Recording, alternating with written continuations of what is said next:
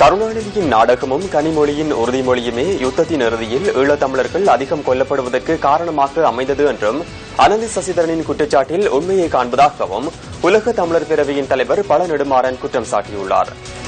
புலிகளுடைய சரணடைவு பற்றி, எங்களுடைய இன அழிப்பு பற்றி இப்பொழுது இந்திய ஜனாதிபதியாக இருக்கின்ற பிரணாப் முகர்ஜி அவர்கள், சிவசங்கர் மேனன் அவர்கள், ஐநாவினுடைய அதிகாரியாக இருந்த நம்பியார், மற்றது சிதம்பரம், இவர்களுக்கெல்லாம் இதில் பங்கில்லையா என்று நான் இவர்களை கேட்கிறேன், இந்திய மத்திய அரசை கேட்கின்றேன். சும்மா வெறுமனே தங்களுடைய அரசியல் லாபத்திற்காக எங்களை இறுதியில் அழித்துவிட்டு மிக மௌனம் காத்துக் கொண்டிருக்கின்றார்கள். 6 வருடம் முடிந்து.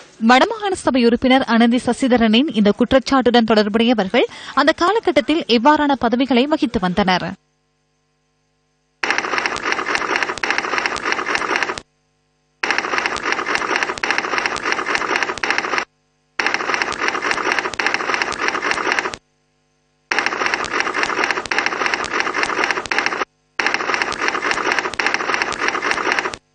இந்த குற்றச்சாட்டு குறித்து கருத்து தெரிவிக்கையில் உலக தமிழர் பேரவையின் தலைவர் பழ நெடுமாறன் அனந்தி சசிதரன் கூறியது உண்மையே என்றும் அதற்கான காரணத்தையும் விளக்கினார். அனந்தி அவர்கள் சாட்டிய குற்றச்சாட்டு உண்மையானதான். ஏனென்று சொன்னால் 2009ஆம் ஆண்டு முள்ளிவாய்க்கால் அவலத்திற்கு பிறகு இதே கனிமொழி அவர்களும் அவருடைய தந்தை கருணாநிதி அவர்களும் சாட்டிய குற்றச்சாட்டு என்னவென்று சொன்னால், புலிகளை ஆயுதங்களை கீழே வைத்துவிட்டு சரணடையும்படி தாங்கள் ஆலோசனை கூறினோம். அதற்கு பிறகு இந்திய அரசிடம் பேசி ஏதாவது செய்யலாம் மக்களை காப்பாற்றுவதற்கு என நாங்கள் கூறினோம். ஆனால் வைகோவும் நெடுமாறனும் குறுக்கிட்டு புலிகளை அவ்வாறு செய்யாதபடி தடுத்து விட்டார்கள் என்று எங்கள் மீது குற்றம் சாட்டினார்கள். இப்போது திமுக சார்பில் இளங்கோவன் என்ன அறிக்கை கொடுத்திருக்கிறார் என்று சொன்னால், ராஜபக்சேயை நம்பி யாராவது இப்படி வாக்குறுதி கொடுக்க முடியுமா? புலிகள் தன்னிச்சையாக முடிவெடுத்து செயல்படுபவர்கள், பிறர் ஆலோசனைகளை கேட்டு அவர்கள் செயல்பட மாட்டார்கள்.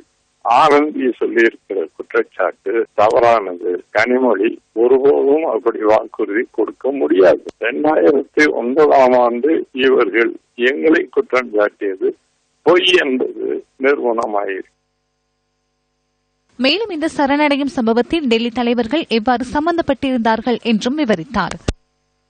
திடீரென்று இலங்கையில் போர் நிறுத்தம் செய்யப்பட வேண்டும், இல்லை என்றால் சாகு வரையும் பாரதம் இருப்பேன் என்று போய் உட்கார்ந்தார்.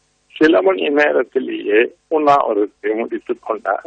அதற்கு அவர் சொன்ன காரணம், மத்திய உள்துறை அமைச்சர் சிதம்பரம் தன்னுடன் தொலைபேசி மூலம் தொடர்பு கொண்டு போர் நிறுத்தம் அங்கே செய்தாகிவிட்டது, எனவே உண்ணாவிரதத்தை தொடர வேண்டாம் என்று வேண்டிக் கொண்டார். நான் நிறுத்திவிட்டேன் என்று அறிக்கை பகிரங்கமாக வெளியிட்டார். சிறிது காலம் கழித்து பதவி போன பிற்பாடு ஒரு தடவை என்ன சொன்னார் என்று சொன்னால், பிரணாப் முகர்ஜி சொன்னதனால் தான் நான் உண்ணாவிரதத்தை நிறுத்தினேன் என்று சொன்னார்.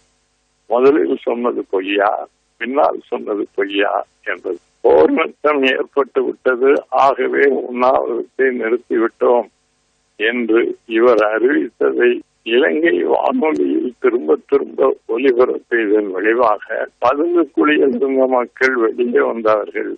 வெளியே வந்தவர்கள் மீது குண்டுவீச்சுகள் நடந்து பல்லாயிரக்கணக்கான மக்கள் மடிந்தார்கள் என்பதுதான் உண்மை.